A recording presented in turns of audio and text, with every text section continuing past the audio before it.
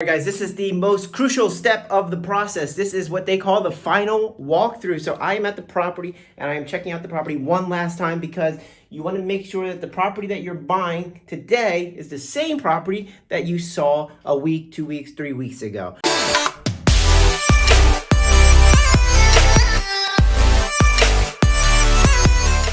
Because things can happen. What kind of things? Well, people could move into the property while you are gone.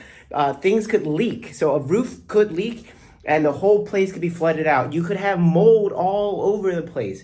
People could have broken in and stolen everything. So final walkthrough, super important just to make sure that the property is exactly the way it is when you left it. The other thing that I want to do while I'm in the property is I want to go to the different meters and get the meter numbers. One, the title company is going to need the meter numbers just to make sure that their title search is correct, where you don't owe anything on utilities. The previous owner won't owe anything on utilities. Everything is zeroed out. When you get the property, it is clean and clear. So that's number one. Number two, you want to get the meter numbers because you want to be able to turn on the utilities in your name so that the contractor can come in and start working. If the contractor doesn't have electricity, they won't be able to plug in their power tools. So you want to make sure that they have what they need in order to do what they need to do. All right, so now let's take a walk down the basement. And let's go through a meter check. So coming up first, that is the gas meter. It looks like that. It's a big box. Gas comes through, goes through, spins the meter and exits. Actually, it comes in through there, goes through the meter and then comes out here and then goes and fuels the rest of the house.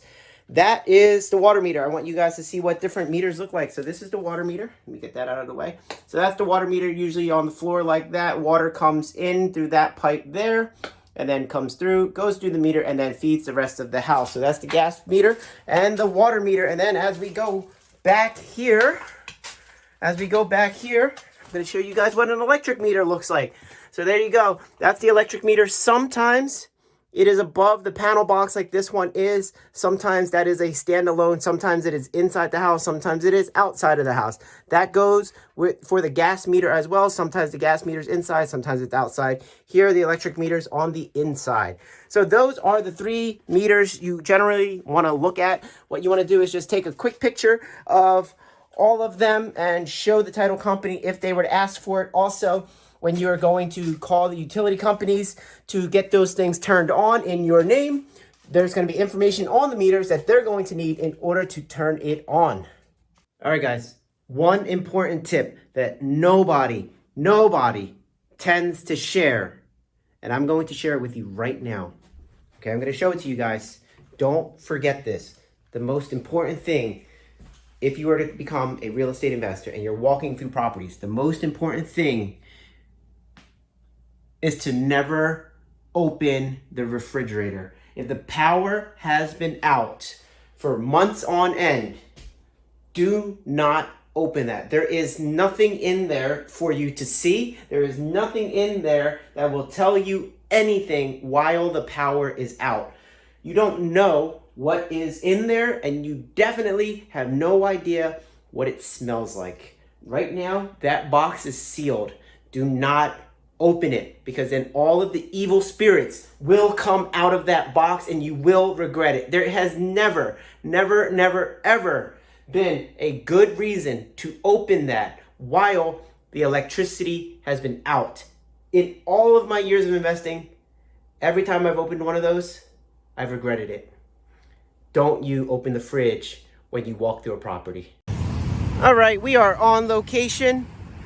So I was recently asked by one of my community members, one of my community students, hey, Hoan, other than the numbers, why are you interested in buying the property that you're about to buy? Well, there's a couple of things. So I want you guys to take a look. This here is a good sign. There's something going on. There's construction going on. This here, this building, you see all of that chicken wire there? That's because they're going to stucco the whole side and redevelop this. As we walk down, you see this container here? That's a good sign. That means stuff's being done. This house here is being worked on. This house here is being worked on. And then as we go over, how you doing? This house here is being worked on. You can tell with all of the permits. Right, you got all the permits in the window. So we got all of this work going on. So that's a really good sign as I keep walking down.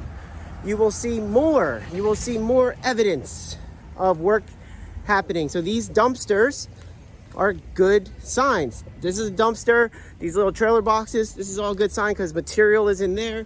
People are throwing away their trash in there. That means this whole area is being developed. So the price that I'm buying the property at today is going to be the cheapest that I will ever get to buy it. So I buy it and then I hang on. A lot of people like to say, I'm gonna wait and buy real estate when I'm ready. What I like to say is buy real estate and then wait. I buy this property, and let's walk over here. If I buy the property over there, my property's down that block. So if I buy the property and then wait, my net worth goes up. And so people like this, who owns this property and is working on it, they're going to help my cause in terms of building up my net worth. All right, guys, so I am outside of the title company. I have my cashier's check right here. The cashier's check is what you get from the bank.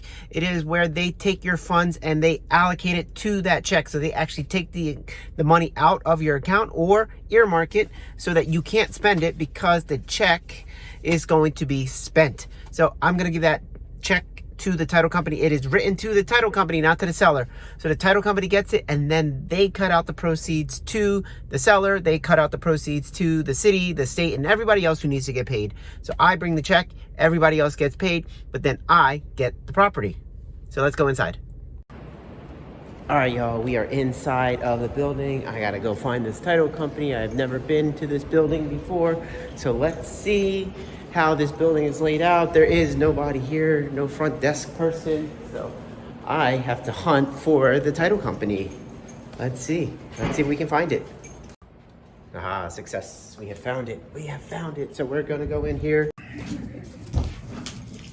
All right, guys, so we are here at the title company. We are at the closing table. I'm the first one here, and I'm just gonna be signing my docs, and I can sign all of my stuff, and then when the seller gets here, they can sign all of their stuff. We don't have to be here at the same time, but the docs need to be signed by both of us. So she is handling the notary stuff and everything else, but because it is a cash deal, I'm using all cash. There is very little paperwork to do. So no loan docs, no mortgage docs, no note, no nothing to sign. Super quick closing.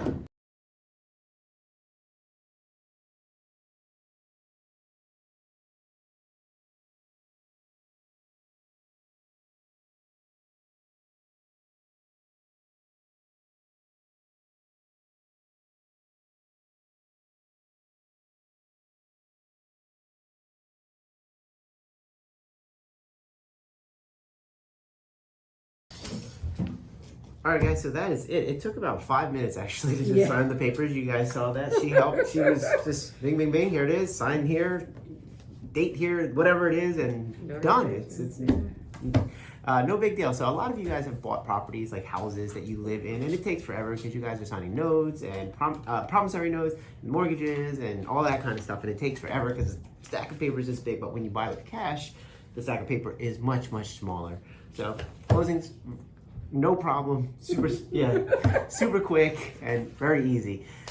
How you buy with cash though, that's the interesting part. You don't have to have a bunch of cash. You can use other people's money. If you're interested in learning how to use other people's money, check out one of my courses at hoanzone.com. But yeah, you need money when you buy real estate, but it doesn't need to be your money. Well, what's going on, everybody? We just got done closing.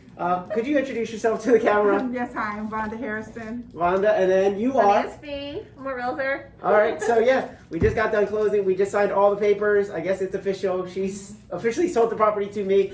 How do you feel? You used to live in the property, correct? I did. So is it an emotional thing or not an emotional thing? Share that with I people. thought it would be an emotional thing, but I guess I've come to terms with the past, and I know my memories are my memories, so no, I'm good with selling the property at this point. Yeah, and then so Fee, you know Vonda, and then you contacted me, and then how did you guys meet?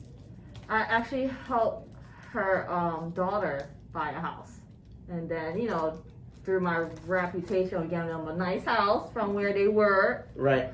she just like my work ethics and decided to use that as a realtor. But I also helped her son-in-law sell his house too in North Philly. Oh, so yeah. Awesome.